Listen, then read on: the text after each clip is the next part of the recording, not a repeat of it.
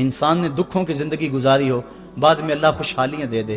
تو انسان آرزو کرتا ہے کہ کاش آج میرے ماں باپ زندہ ہوتے، میرے دکھوں بڑا دور دیکھا تھا، آج سر پہ عزتوں کی سجی ہوئی دستار بھی دیکھتے، میری غربت دیکھی تھی، دولت کی ریل پیل بھی دیکھتے، میرے گھر میں پریشانیاں دیکھی تھی، میرے گھر کے آنگن میں محبتوں کے کھلے ہوئے گلاب بھی دیکھتے۔ آرزو کرتا ہے، تمنا کرتا ہے۔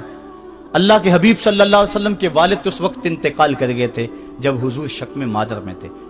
والدہ اس وقت انتقال کر گئی جب عمر 6 سال تھی۔ ابوا کی ریت کے ٹیلے ہیں، مدینہ المنورہ سے واپسی ہے، حضرت آمنہ، حضرت ام ایمن اور حضور، 3 نفوس پہ مشتمل یہ قافلہ ہے، 2 اونٹ ہیں۔ حضرت آمنہ کو بخار ہو گیا، جان گئی کہ یہ میرا بخار جان لیوا ثابت ہوگا۔ ام ایمن کو بلایا، حضور کا ہاتھ پکڑ کے ان کے ہاتھ میں دیتے ہوئے کہا، ام ایمن میرے اس بیٹے کو بحفاظت امیر قریش عبد المطلب تک پہنچا دینا۔ اور پھر اپنے بیٹے کو پاس بٹھایا، سر پہ ہاتھ رکھا، پیار کرنا چاہا اور کوئی باتیں کرنا چاہیں، لیکن ضبط کے سارے پیمانے ٹوٹ گئے، آنکھوں سے آنسو نکلنے لگے۔ بیوہ ماں نے جب اپنے در یتیم کے سر پہ ہاتھ رکھا تو پھر عرب کی ریت کے ذرے بھی رونے لگے۔ سیدہ آمنہ نے روتے ہوئے چند جملے کہے جو ابن حشام نے محفوظ کیے، کہا بیٹا ہر نئی چیز نے پرانی ہو جانا ہے اور ہر باقی نے فنا ہو جانا ہے، میں بھی جا رہی ہوں، وذکری باق، لیکن میرا ذکر نہیں مٹے گا، وولدت طہرا، اس لیے کہ تیرے جیسا پاکیزہ بیٹا چھوڑ کے جا رہی۔ جن ماؤں کے بیٹے اتنے اچھے ہوں ان ماؤں کا تذکرہ نہیں مٹا کرتا۔ یہ جملے کہے، اس کے بعد حضرت آمنہ نے آنکھیں بند کر لیں۔ حضور علیہ الصلوۃ والسلام اپنی ماں کے جسد پہ پھوٹ پھوٹ کے روئے، ریت کے ٹیلے میں ماں کی تدفین کی، اوپر مٹی انڈھیل دی، آنسوں کا چھڑکاؤ کیا۔ آج ہو بھی کیا سکتا تھا، مدینہ تو رسول میں حضور کی والدہ فوت ہوتی تو آقا کریم کے لیے، ماں کے لیے کتنے صحابہ جنازے میں آتے، کتنے لوگوں کا ہجوم ہوتا، جنت سے فرشتے بھی پھول لے کر آتے، لیکن آج نہ کوئی جنازے میں شامل ہے۔ وہ کیا کسی نے کہا تجھے کن پھولوں سے ہم کفن دیں، تو جدا ہی ایسے موسموں میں ہوا جب درختوں کے ہاتھ پھولوں سے خالی تھے۔ حضور آنسوؤں کا چھڑکاؤ کیا اور ام ایمن کے ساتھ چمٹ کے بیٹھ گئے، اور حضرت ام ایمن نے جناب عبد المطلب تک پہنچایا، اور 8 سال کی عمر تھی کہ عبد المطلب رضی اللہ تعالیٰ عنہ کا بھی انتقال ہو گیا۔ ابن حشام نے لکھا ہے جب امیر قریش کا جنازہ اٹھا تو پورا مکہ امڈ آیا، اور ایک بچہ تھا جس کی عمر 8 سال ہوگی، وہ کبھی اس دیوار سے لگ کے روتا تھا، کبھی اس دیوار کے ساتھ لگ کے روتا تھا۔ پھر شاب ابی طالب کی سختیاں بھی جھیلی، عام الحزن کا غم بھی کاٹا، طائف کے بازاروں میں پتھر بھی کھائے، پتے کھا کھا کے بھی گزر اوقات ہوا، مکے کے بازاروں میں اوجریاں بھی ڈالی جاتی رہیں، کھدے ہوئے گڑوں کا سامنا بھی کیا، بچھے ہوئے کانٹوں سے بھی گزرنا پڑا۔ لیکن آج وہ وقت ہے کہ اللہ نے حکم صادر کر دیا، پتھر مارنے والے سن لیں، کانٹے بچھانے والے سن لیں، راہ میں گڑے کھودنے والے سن لیں، میرے نبی کی آواز سے اب تو آواز بھی اونچی نہ ہونے پائے۔ عمر کا سرمایہ ضائع کر دوں گا، تمہارے نامہ اعمال میں ایک نیکی بھی نہیں رہے گی۔ اگر نبی سے ملنا چاہتے ہو ڈائریکٹ نہ آ جاؤ، پہلے گھر جاؤ، پھر کوئی چیز لو، پھر بازار جاؤ، کوئی فقیر ڈھونڈو، اس کو صدقہ کرو، پھر میرے نبی کی چوکھٹ پہ آؤ،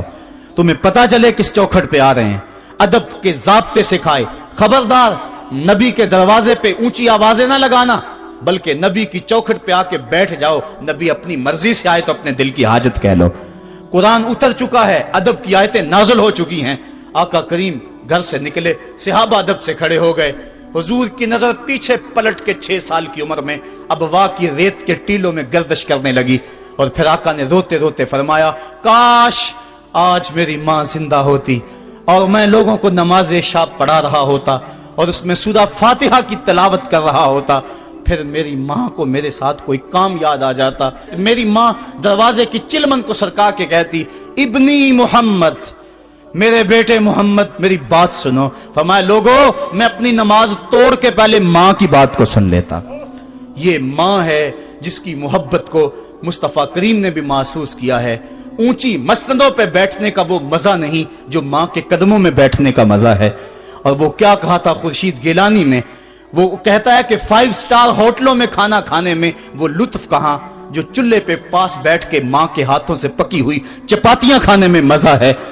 اور عالی جناب حضرت صاحب اور اعلیٰ اور بھاری اور بھرکم لفظ سننے میں اور گارڈ آف آنر کا معائنہ کرنے میں وہ لذت کہاں ہے جو ماں کے اوئے ببلو کہنے کے اندر رکھا گیا ہے۔ ماں جب بولتی ہے تو اس کے لہجے میں جبریل بولتا ہے، ماں جب مسکرا کے دیکھ لیتی ہے تو لگتا ہے جنت کی ساری کلیاں کھل اٹھی ہیں۔ ایک شخص نے سین حرم میں اپنی ماں کو اپنے کندھوں پہ سوار کرا کے طواف کروایا اور پھر حضور کی خدمت کے پاس میں حاضر ہوا، عرض کی حضور میں نے کہ اپنی ماں کا حق ادا کر دیا ہے، کہا تو اس کی ایک مسکراہٹ کا بدل نہیں دے سکا۔ ماں جب مسکراتی ہے تو اس کے لہجے میں اتنی مٹھاس ہوتی ہے، میں کہتا ہوں ساری دنیا کے شہد نچوڑ دیے جائیں اتنی محبت پیدا نہیں ہوتی جتنی محبت ماں کے لہجے میں ہے۔ جب وہ بیٹے کو اوئے ببلو اوئے مٹھو کہہ کے پکارتی ہے، اوئے بیٹا کہہ کے پکارتی ہے، آواز دیتی ہے، تو ماں کے لہجے کے اندر وہ رس گل رہا ہوتا ہے کہ حوریں بھی آفرین آفرین کر رہی ہوتی ہیں۔ ماں کے بے ادب ہاتھ جوڑ کے ماں سے معافی مانگ لیں، باپ کے گستاخ ہاتھ جوڑ کے باپ سے معافی مانگ لے، یہ سرمایہ زندگی میں نہیں ملے گا۔ عموماً قدر نعمت زوال نعمت کے بعد ہوتی ہے، آؤ ماں باپ کی قدر کو پہچانیں اور اللہ کی رحمتوں کو لوٹیں۔ علامہ اقبال کی جب والدہ فوت ہوئی تو وہ پھوٹ پھوٹ کے روئے، جوان ہونے کے باوجود ان کی آنکھوں سے آنسو نہیں تھمتے تھے، اور پھر روتے روتے کہتے تھے، وطن میں ہوگا اب کس کو میرا انتظار، کون میرا خط نہ آنے سے رہے گا بے قرار، آرزو لے کے تیری خاک کے تربت پہ آؤں گا، اب دعائے نیم شب میں کس کو میں یاد آؤں گا، کون پچھلے پہر اٹھ کے دعا کرے گا، ماں ہی دعا کرتی ہے۔ ماں کے جب ہاتھ اٹھ جاتے ہیں تو اجابت کے سارے دروازے کھل جاتے ہیں۔ ماں جب بولتی ہے اور دعا کے لیے ہاتھ اٹھا دیتی ہے، اللہ رحمت کے سارے دروازے کھول دیتا ہے اور قریب آ کے ماں کی فریاد کو سنتا ہے۔ ماں کی دعا جو اولاد کے حق میں ہے، مظلوم کی دعا اور مسافر کی دعا، حدیث میں آتا ہے یہ تین دعائیں ایسی ہیں جو رد نہیں ہوتی۔ تو ماں کی دعائیں لیں، ان کی خدمت کریں اور والدین کی رضا چاہیں۔ اللہ مجھے آپ کو توفیق عمل نصیب فرمائے۔